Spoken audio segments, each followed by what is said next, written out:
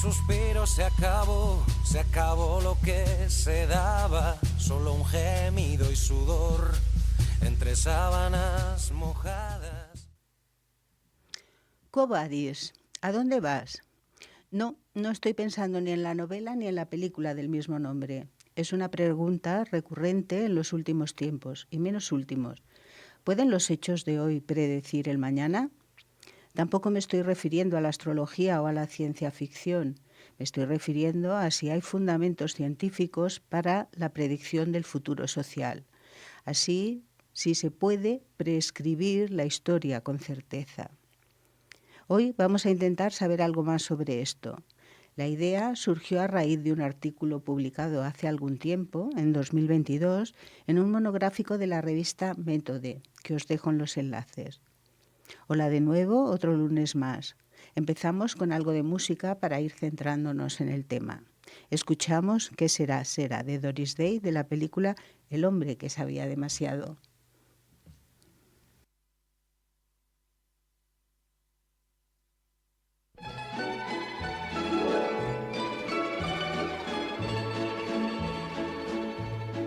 When I was just a little girl, I asked my mother, what will I be?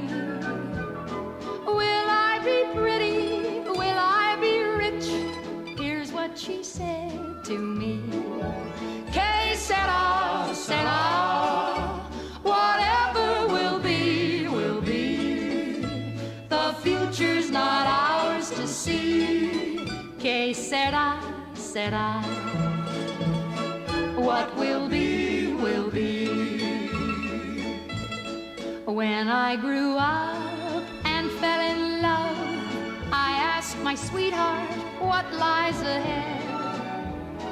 Will we have rainbows day after day? Here's what my sweetheart said.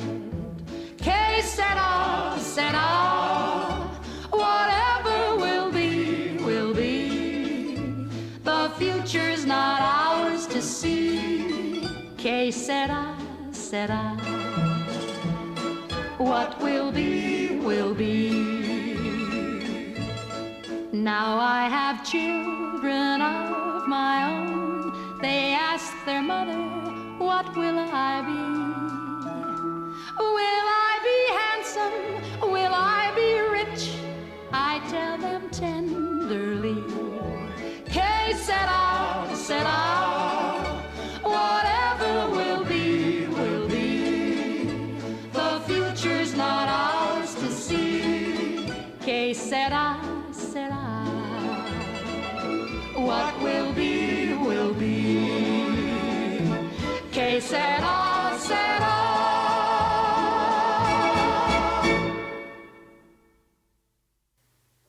Os hablaba sobre un artículo. Su título, El sueño de Rashevsky. Nicolás Rashevsky escribió en 1947 Teoría matemática de las relaciones humanas. Antes se había interesado por la biología y biofísica matemática. También había desarrollado en 1930 el primer modelo de redes neuronales. Todo esto viene bien para recordar que en los recientes programas ya hemos hablado tanto de las redes neuronales, en el dedicado a la inteligencia artificial, como de los modelos estadísticos en epidemiología, en el último de la semana pasada, dedicado a los virus y las vacunas. No me resisto a mencionar que Rashevsky coincidió con Enrico Fermi en la Universidad de Chicago.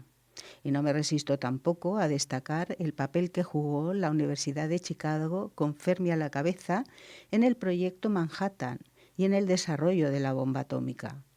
Como no puedo resistirme a recordar el papel de esa universidad en el desarrollo del capitalismo, con Milton Friedman a la cabeza, con las teorías económicas neoliberales que acabarían propiciando el golpe de Estado a favor de Augusto Pinochet en el Chile de Salvador Allende. Y lo vengo a mencionar porque cuando buscas información sobre la Universidad de Chicago te encuentras frases como, abro comillas, prestigiosa universidad donde muchos de sus educandos y profesores han recibido un premio Nobel, cierro comillas, como si el Nobel pudiera mantener su prestigio después de habérsele otorgado a María Corina Machado. U otra de las frases habituales, fundada por John D. Rockefeller Sr., sus métodos fueron innovadores.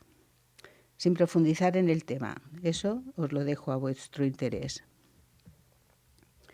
Pero no puedo dejar de recordar, de relacionar, porque les une la Universidad de Chicago, por una parte a Enrico Fermi, que apoyó la bomba nuclear, pero que luego se opuso al desarrollo de la bomba de hidrógeno. Se dice como para justificarle. Por otra parte, a Milton Friedman, que con sus Chicago Boys llevó a la dictadura chilena, ya lo hemos dicho, y que han procreado a apóstoles como Javier Milei y otros tantos. Por último, John Rockefeller, uno de los llamados varones ladrones, aquellos que durante el siglo XIX se hicieron ricos con métodos no demasiado éticos. En fin, que quería preveniros. Empiezo este tema que enlaza armamentismo, neoliberalismo, inteligencia artificial y estudios del futuro con mi pensamiento crítico en estado de alarma. Y tengo que reconocerlo, con algún recelo prejuicioso. O debía decir que tengo un susto. Así me puede un poco más la curiosidad. Bueno, sigamos adelante.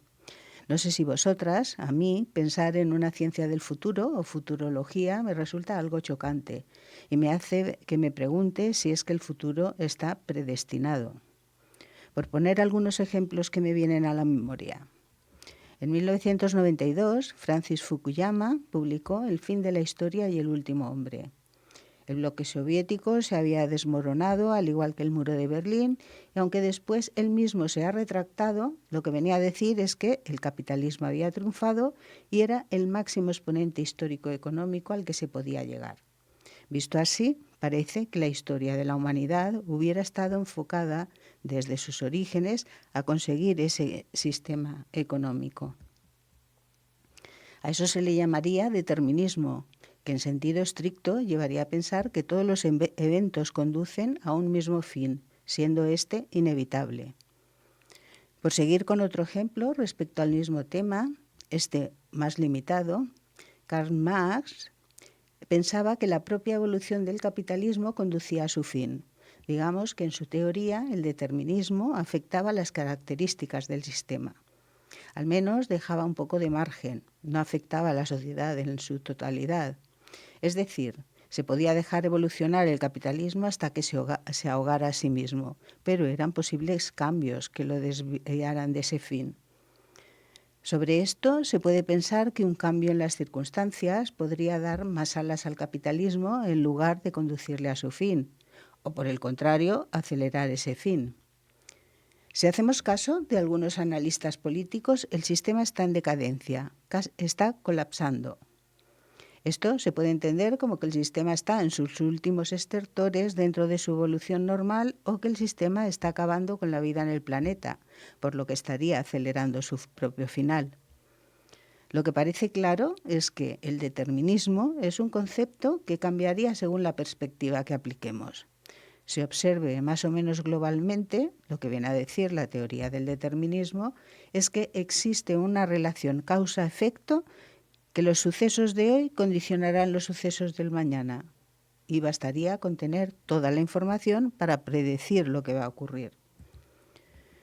En eso se basa la futurología, en contar con el máximo de información para poder predecir lo que va a ocurrir.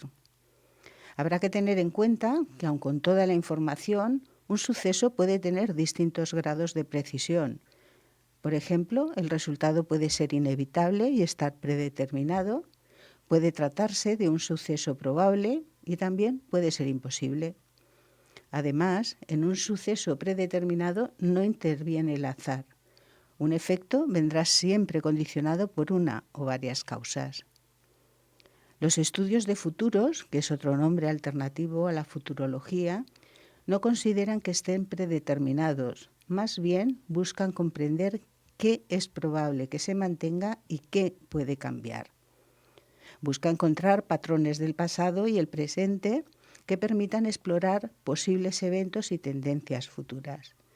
Y esto, que no nos viene de nuevo porque continuamente estamos escuchando análisis económicos, se hace complicado para entender que puede ser aplicable también a la evolución sociocultural. Y aquí entra Rashevsky. Él pensaba que había principios universales que explicaban la evolución sociocultural y que, por tanto, se podían obtener modelos matemáticos que los predijeran. Nos vamos a tomar un momento de respiro con algo de música. Escuchamos Mapa del Problema, de Muse.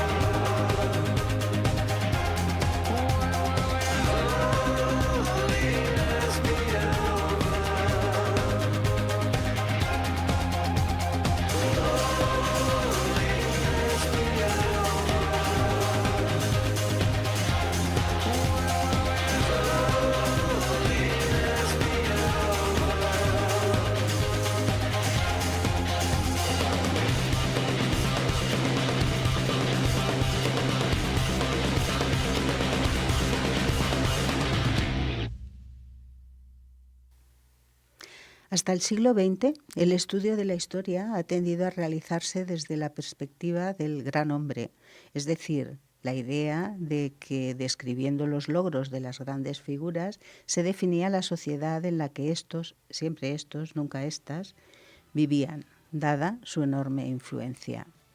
En 1932, el historiador francés Georges Lefebvre publica El Gran Miedo de 1789, que sería el primer estudio sobre las mentalidades populares colectivas en tiempos de la Revolución Francesa. Lefebvre amplía la visión de estudio de la historia como un sistema complejo en el que intervienen multitud de factores sociales, económicos y políticos. En la década de los 1960, este enfoque sería recogido por el grupo de historiadores del Partido Comunista de Gran Bretaña, dando lugar a importantes nombres que cambiarían la forma de interpretar la historia social. Se pueden destacar Erich Hobsbawm, que se interesó por el desarrollo de las tradiciones, argumentando que muchas de ellas son inventadas por élites nacionales para justificar su existencia. También habría que destacar a Edward P. Thompson, que rechazaba el determinismo económico, ese que hemos comentado en el apartado anterior, y que entendía la economía como único condicionante de la evolución de la sociedad.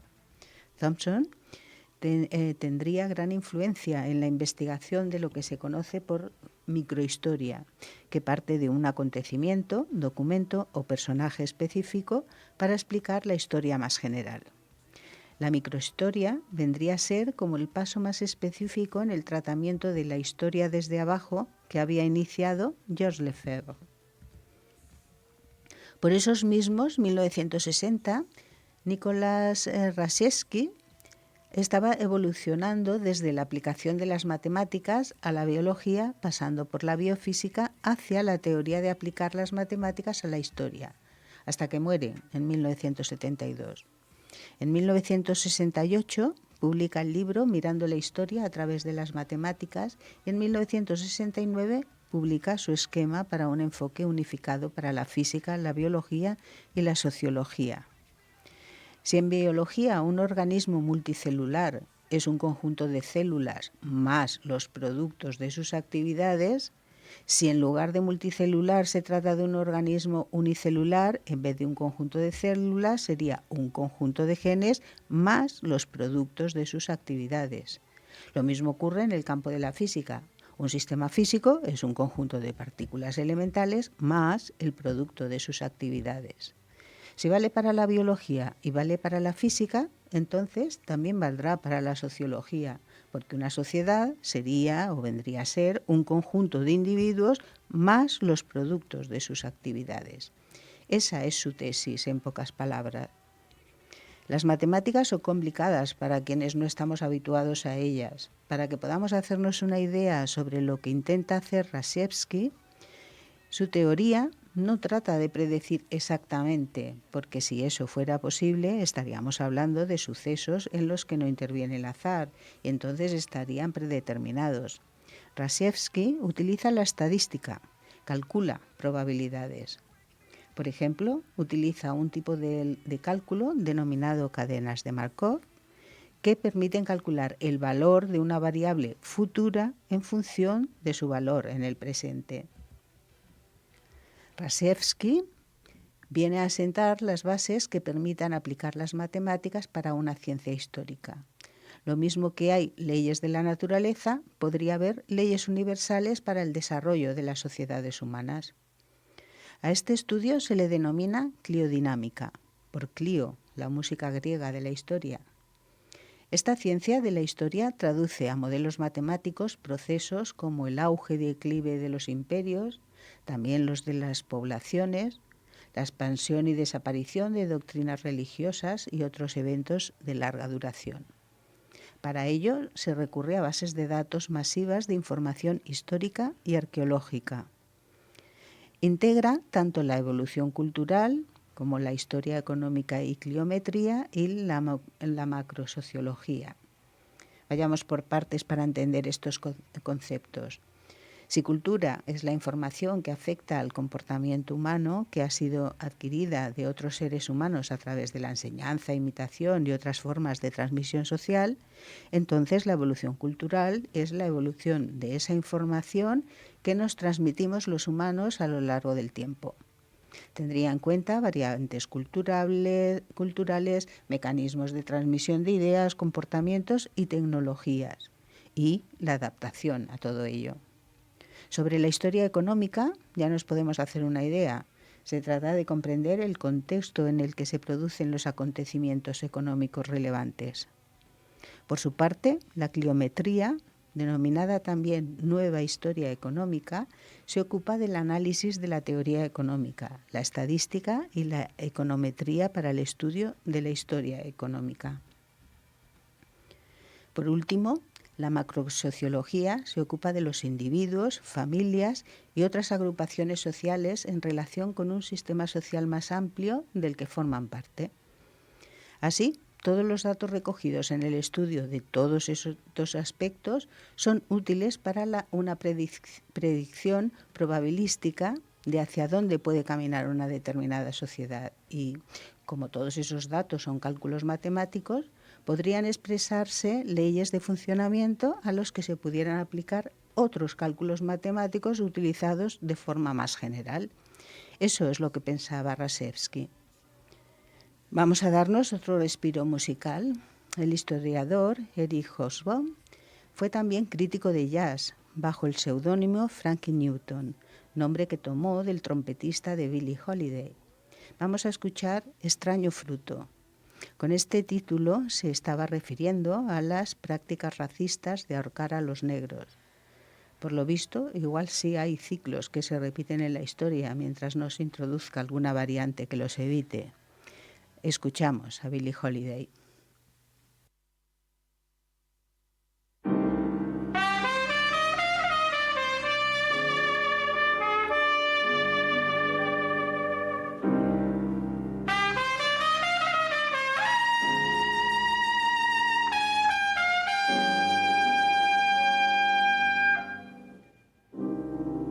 Southern trees bear strange fruit, blood on the leaves and blood at the root, black bodies swinging in the southern breeze, strange fruit hanging from the poplar trees.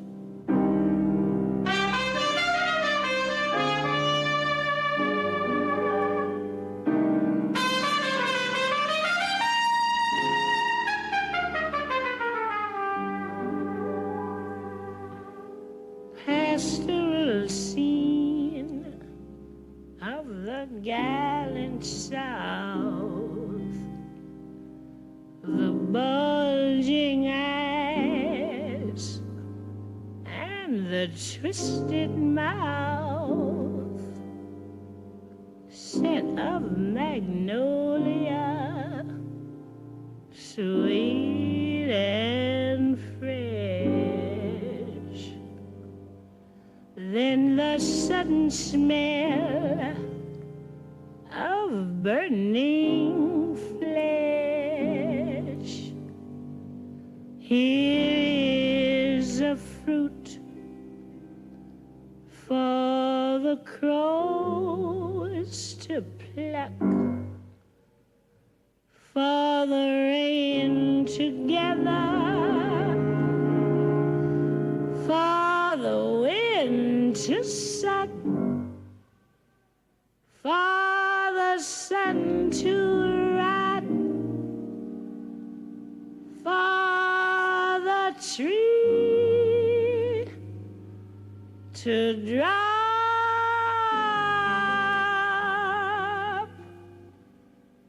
Here's a strange and bitter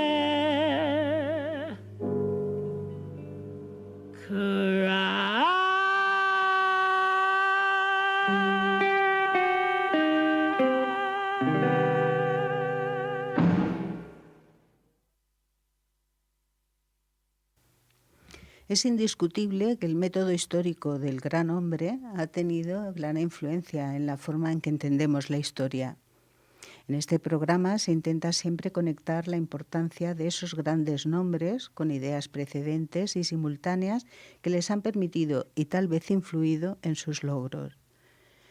Indagando sobre los nombres que se mencionan en el artículo que me ha servido de referencia, me he ido encontrando con una red de ideas que se manejaban con anterioridad a la interpretación de Rashevsky. Es imposible seguir todos, pero alguno de los hilos me ha resultado interesante y directamente relacionado con el tema que estamos tratando. Giambattista Vico fue un filósofo, historiador y jurista italiano que vivió entre el siglo XVII y XVIII. Publicó en 1721 Nueva Ciencia. En este trabajo, Vico intentó una organización de las humanidades reuniéndolas en una ciencia única que explicara los ciclos históricos en los que surgen y desaparecen las sociedades. La historia presentaría leyes, principios ideales que se repiten constantemente, permitiendo que sean referencia para el nacimiento y mantenimiento de las sociedades. Vico, además, considera que el lenguaje, como transmisor del pensamiento, puede ayudar a entender las sociedades en las que se desarrolla. Piensa que, siguiendo el orden etimológico de algunas palabras, se puede rastrear las formas originales del pensamiento.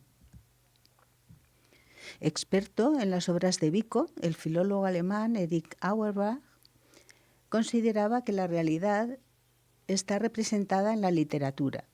Siguiendo, pues, la literatura de varios periodos, sería posible conocer la historia de las ideas, ya que las obras literarias expresaban las convenciones sociales e intelectuales del momento en que fueron escritas. Escribió su libro Mimetismo, realidad representada en la literatura occidental, en 1946. Un poco antes, allá por 1913, otro Auerbach. Esta vez se trata de Felix Auerbach, un físico alemán, estaba más preocupado por la aplicación práctica. Su idea era que se podían extraer conclusiones de aplicación general a partir de los datos estadísticos. Para él, las leyes de la vida humana solo se diferenciaban de las naturales en el grado de complejidad. Realizó un estudio de la población alemana, empezando con 94 ciudades. Sabiendo que estaba distribuida entre 2 ciudades globales, unas 50 grandes, otras 200 ciudades más pequeñas, más 2.000 pueblos y casi 100.000 aldeas. Con todos estos datos calculó una ley de concentración que se podía aplicar a cualquier país. Para el caso de la población se traducía en el número de lugares es inversamente proporcional a la población del más pequeño de estos lugares. Lo que venía a decir es que el núcleo de núcleos poblacionales venía a corresponderse con el número de habitantes del núcleo más pequeño. O sea, redondeando, hay menos concentraciones grandes. Y lo importante para él era que la ley podría aplicarse a otros problemas, solo que dependiendo del problema concreto sería más o menos complicada. Se podría aplicar tanto a temas naturales como la relación de cimas en una cordillera, como a la distribución de riqueza de un país, por ejemplo. Hacia 1935, e inspirándose en Felix Auerbach, George Kingsley Thief trabajó sobre el lenguaje, apreciando que las palabras más cortas eran utilizadas con más frecuencia que las largas. Parecía que el uso de las palabras seguía una ley que cumplía una progresión. La segunda palabra más utilizada de un idioma aparecería la mitad de veces que la más utilizada, la tercera un tercio de veces menos y así sucesivamente. En 1949 pudo comprobar, analizando el texto del libro de James Joyce, Ulises, que la frecuencia de las palabras se ajustaba a su regla. La palabra más frecuente aparecía 8.000 veces, la décima 800, la que ocupaba el puesto 100 solo 80 veces y la que ocupaba el puesto 1000 únicamente 8. Podéis ver la similitud en una comparativa de las gráficas de frecuencias en el Quijote, tanto en castellano, inglés y francés, y en la Comunidad del Anillo en inglés, en uno de los enlaces que os dejo. Zip publicó ese mismo año, 1949, La conducta humana y la ley del mínimo esfuerzo, una introducción a la ecología humana. Modernamente, la ecología humana analiza cómo las actividades humanas se transforman el medio y cómo, a su vez, esa transformación del medio afecta a la biología y al comportamiento de las poblaciones humanas. Y es que para Zip, al igual que los anteriores, lo que pretendía era extraer leyes de la naturaleza, en este caso humana. Eso hacen las matemáticas, comprobar si algo que podría parecer una obviedad lo es realmente, si se puede expresar con elementos matemáticos y siempre que se cumpla.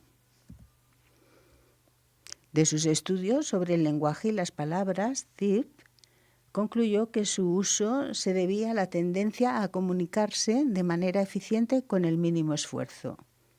Este principio del mínimo esfuerzo sería una característica de la naturaleza humana que quiere obtener el mayor resultado con el mínimo esfuerzo. Demostró que los comportamientos útiles se repetían con mayor frecuencia y así se volvían más rápidos y fáciles de realizar por los individuos que componen una sociedad. Zip, influido por Felix Auerbach, como hemos dicho, también estudió las distribuciones de las poblaciones. Sin embargo, no parece clara la influencia de otros autores que ya habían intuido esa tendencia al mínimo esfuerzo. Entre esos primeros autores, Guglielmo Ferrero ya lo había mencionado en el título de un artículo, La inercia mental y la ley del mínimo esfuerzo, en el que desarrollaba la idea de que la ley física de inercia, la primera ley de Newton, se podía aplicar a la psicología humana. La ley de inercia viene a decir que para que un cuerpo se ponga en movimiento necesita que se le aplique una fuerza extra. Sin ella permanecería parado. Por esa misma época, otro italiano, Vilfredo Pareto, formulaba una idea similar aplicada al campo de la economía. Denominada mejora de Pareto, hace referencia a cualquier cambio que mejorando al menos a una persona no se perjudica la situación de ninguna otra. Como mínimo daño, se podría decir. Su regla 80-20 establece que un 80% de los resultados se obtienen con el 20% del esfuerzo invertido. Con esta regla basta con enfocarse en lo esencial para ser más eficiente y maximizar resultados. Parece, pues, que en la época había un mar de fondo con ideas que conducían a aplicar las teorías encontradas en un campo de estudio a otros campos distintos. Parece que había interés por obtener leyes de comportamiento en cualquier nivel, sea físico o psicológico, y desde luego un interés por encontrar el uso de las matemáticas para explicarlas. Todo esto ocurría antes de que Rashevsky expusiera su método para aplicar las matemáticas al conocimiento de la historia. Pero habíamos visto que había muerto justo cuando lo publicaba. ¿Hubo continuación de sus ideas? Desde luego, en el campo de la biología sí. De hecho, sus alumnos George Kahneman, Herbert Landau y Anthony Bartholomew fundaron la Sociedad de Biología Matemática en 1973, un año después de su muerte. Y en el campo de la historia, pues también, solo que vamos a esperar después de la canción para ver su evolución. Escuchamos La ley del mínimo esfuerzo del grupo catalán Brighton 64.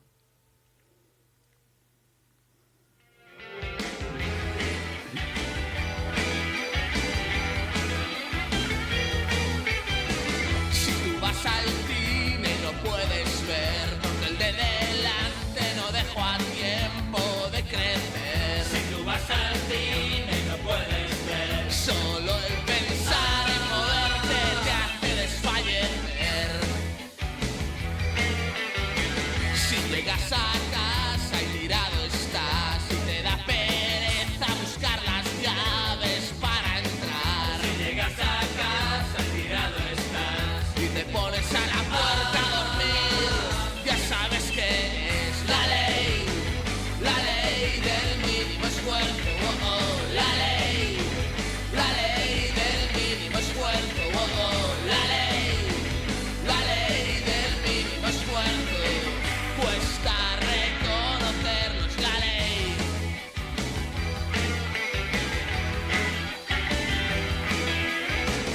Si te llaman vago, a ti te da igual, porque el negarlo sabes que peor será.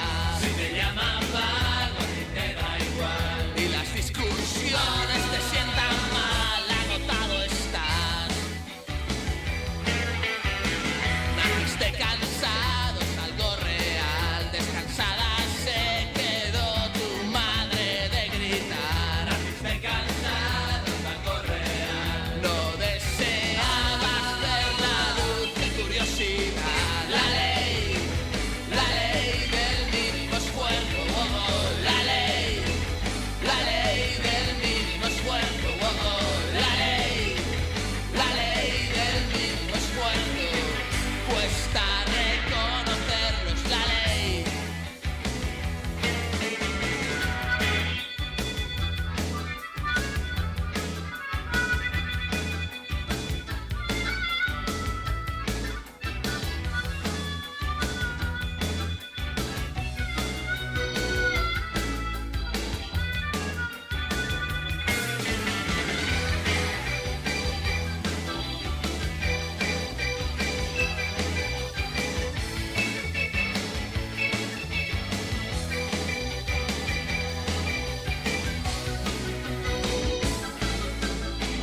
La ley del mínimo esfuerzo. Oh, oh, la ley del mínimo esfuerzo. Oh, oh, la ley del mínimo esfuerzo.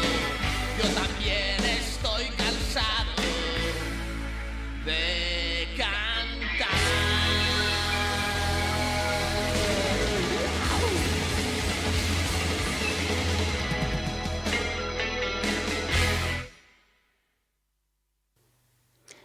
Ya lo he dicho al principio, me ponen juntas palabras como economía y Universidad de Chicago y saco mi escudo protector.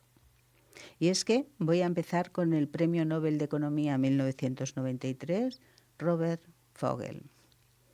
El primer trabajo de Fogel en cliometría, esa nueva historia económica que mide todo tipo de indicadores cuantitativos, fue Ferrocarriles y crecimiento económico estadounidense, ensayo sobre historia econométrica. En este trabajo, con título tan largo, concluía que los ferrocarriles no eran indispensables para el desarrollo económico. En un trabajo posterior, argumentaba que la esclavitud era un sistema eficiente para los propietarios de las plantaciones. Y visto así, el chiste está servido. ¿Y para quién si no? Para los propietarios iban a ser eficientes un sistema de esclavos. ¿La razón por la que le concedieron el premio Nobel? Había renovado la investigación en historia económica, aplicando la teoría económica y métodos cuantitativos para explicar el cambio económico e institucional. Es decir, se había aplicado las matemáticas. Junto a él, y por el mismo motivo, se le concedió el premio a Douglass North. Sus argumentos vienen a decir, más o menos literalmente, que las personas racionales, que buscan maximizar su riqueza, carecen de información completa y tienen dificultades para supervisar y hacer cumplir los acuerdos. Ahí las instituciones pueden proporcionar esa información de la que carecen y reducir los costos, fomentando la actividad económica. Y me viene a la cabeza que efectivamente las instituciones piensan más en el crecimiento económico que en la vida de la gente. North, además de miembro fundador de la Sociedad Internacional para la Nueva Economía Institucional, fue asesor de numerosos gobiernos y colaborador en Vipani, una ONG cuyo objetivo principal es transformar las pequeñas explotaciones agrícolas en empresas rentables en el mercado y con ello reducir la pobreza de las zonas rurales. Bonitas palabras, pero nada tranquilizadoras para quienes consideren que el capitalismo es un sistema que está acabando con la vida en el planeta, incluidas las personas. En lugar de seguir costeando investigaciones que lo fomenten, ¿no debería invertirse en aplicar sistemas económicos que amplíen los beneficios sociales y no los del mercado?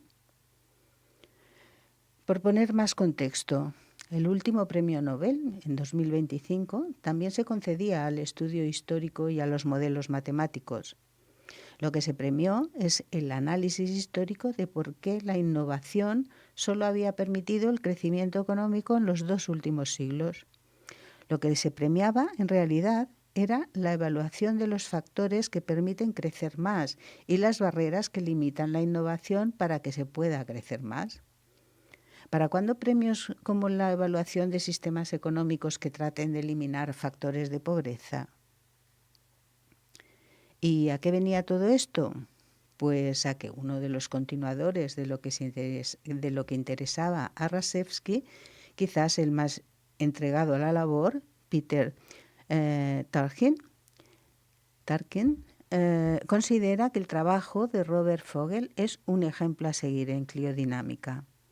Parece que Peter Tarkin es el heredero natural de las ideas de Rashevsky y uno de los fundadores de la cliodinámica. Biólogo de formación, se podría decir que su investigación se basa en 3 pilares. Por un lado, utiliza una idea introducida por Ibn Khaldun, un pensador árabe del siglo XIV, al que se considera padre de la historia, sociología, demografía y economía. La idea se denomina asabiyá, que significa solidaridad social, y vendría a ser como la fuerza que hace cohesionar a un grupo social. Un segundo pilar de la investigación de Tarkin es considerar que los grandes imperios evolucionan como lo hacen en biología, mediante el mecanismo de selección multinivel, por el que se entiende que los grupos se organizan de manera parecida a los individuos y, por tanto, que si esos grupos colaboran entre sí, sobreviven y reproducen más que los que no lo hacen. El último pilar es considerar que la evolución histórica se realiza mediante la repetición de ciclos que se llamarían ciclos seculares. Entre sus investigaciones destaca la influencia de la presión demográfica en el aumento de las guerras. Junto con el antropólogo Andrei Korotayev, han explorado matemáticamente los patrones que expliquen la relación población-guerra y han aplicado estos modelos, por ejemplo, al Imperio Romano, y parece que los resultados respaldan la teoría.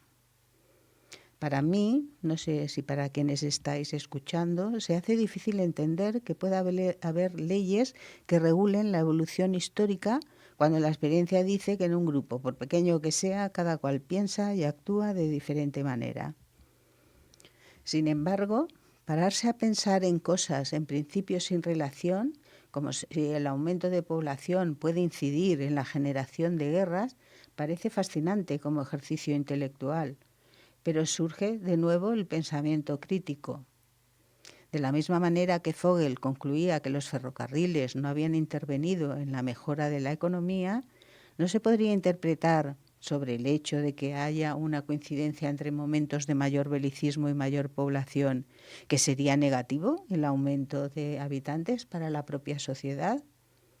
Bueno, de ahí a la idea ecofascista de eliminar población para salvar a unos pocos privilegiados no habría mucha distancia. Por darle la vuelta, puede que matemáticamente Vogel demostrara que el ferrocarril no era tan eficiente, económicamente hablando se trata, como el esclavismo, pero hemos de reconocer que ha mejorado la vida de la gente. Por lo mismo, puede que haya coincidencia matemática entre población y guerra, pero la solución igual pasaba por la eliminación de la guerra y no de la gente, ¿no? Pero volvamos a Tarkin. Peter Tarkin ha sido el promotor de SESAT, Banco de Datos de Historia Global, una enorme colección de datos históricos para que se puedan realizar investigaciones sobre grandes sociedades a nivel mundial y sobre la historia de la humanidad. Los temas de sus proyectos incluyen, entre otros, cómo las sociedades tempranas fueron evolucionando hacia sociedades más complejas, cómo y por qué grandes grupos de individuos no relacionados se unen y cooperan por un objetivo común, también sobre el papel del ritual y la religión en la cohesión social o las causas del crecimiento económico. Tarkin Es también el líder del proyecto Evaluación de la Resiliencia en las Sociedades Históricas y Modernas, del Centro de Ciencias de la Complejidad, ubicada en Viena. Uno de sus objetivos es comprender los factores que conducen a la inestabilidad y el colapso sociopolítico para que puedan evitarse. Como no quisiera parecer conspiranoica, me reservaré mi opinión hasta conocer mejor los intríngulis de los estudios. Pero no puedo terminar el tema sin hacer mención a uno de los últimos artículos publicados en SESAT. Su título, Estados Unidos se dirige hacia el colapso. Su subtítulo, La historia nos muestra cómo evitarlo. No he podido leer el artículo completo porque me obliga a descargarme una aplicación y no suelo aceptarlo, pero reproduzco parte de lo que se permite leer. Abro comillas. Todas las sociedades humanas experimentan oleadas recurrentes de crisis políticas, como la que enfrentamos hoy. Mi equipo de investigación creó una base de datos de cientos de sociedades a lo largo de 10.000 años para intentar descubrir sus causas. Examinamos docenas de variables, incluyendo cifras de población, indicadores de bienestar, formas de gobierno y la frecuencia con la que se derrocan gobernantes. Descubrimos que la combinación precisa de eventos que conduce a la crisis varía, pero dos factores de inestabilidad son de gran importancia. El primero es la miseria popular, cuando la fortuna económica de amplios sectores de la población disminuye. El segundo, y más significativo, es la sobreproducción de las élites, cuando una sociedad produce demasiadas personas súper ricas y con un alto nivel educativo y no suficientes puestos de élite para satisfacer sus ambiciones. Cierro comillas. Y vuelve a venirme a la cabeza que haya suficientes puestos para que las élites puedan satisfacer sus ambiciones. ¿Y no será que lo que sobran son súper ricos? Y visto lo visto, interesaría evitar el colapso de los Estados Unidos, si me lo permitís. Con esto, hoy hemos llegado al final. Os recuerdo que, como siempre, tenéis enlaces para que podáis ampliar el tema si así lo consideráis. También que nos reencontramos el próximo lunes a las 6 y en cualquier momento en las plataformas de ebooks y YouTube. Podéis enviar vuestros comentarios y sugerencias al WhatsApp de Radio Buñol, que es el 644 26 57. Buena semana y buenas reflexiones y conversaciones para todes, todas y todos. Ahora os dejo con una canción de Silvio Rodríguez. Me acosa el cara pálida. Yo me voy a tomar una tila para recuperarme. La aventura esta vez me ha resultado un poco estresante y me ha llenado de más dudas sobre el uso de la ciencia.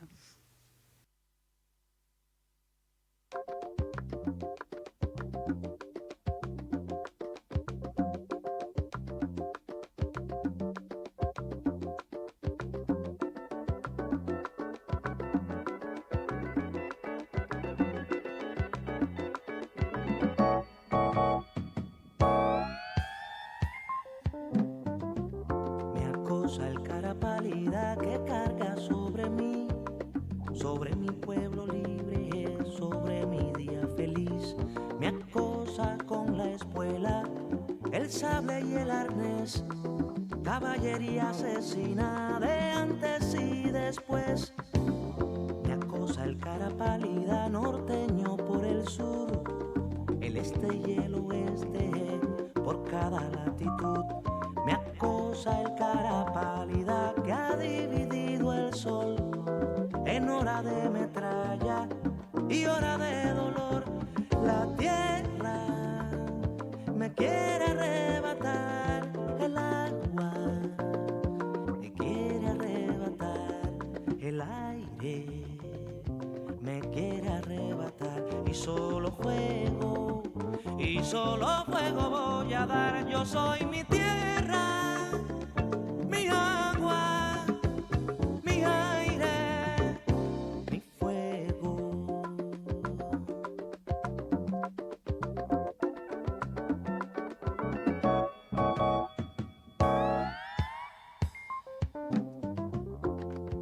acosa el cara pálida con el engaño vil, con cuentas de colores, con trueque de 1 a 1000.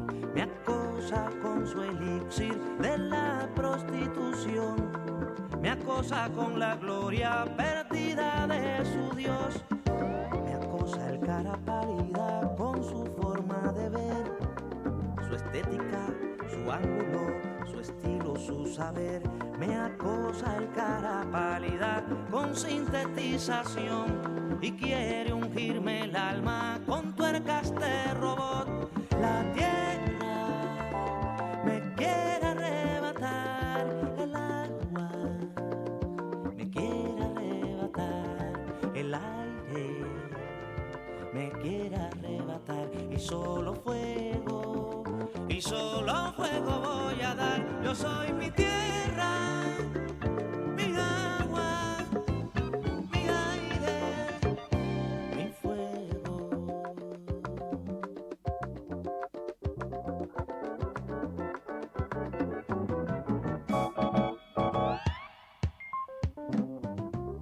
Me acosa el cara pálida con la guerra sutil, hasta que digo basta y carga sobre mí.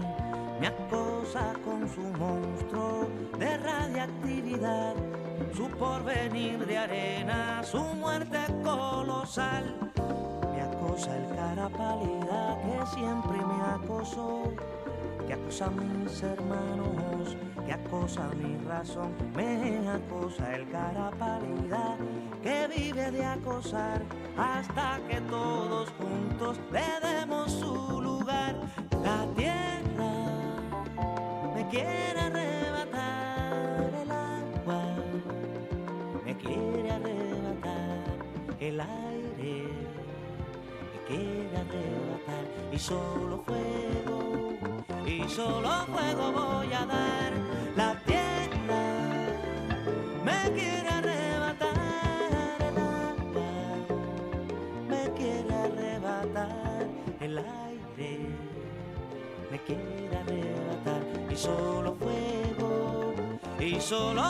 voy a dar. Yo soy mi tierra.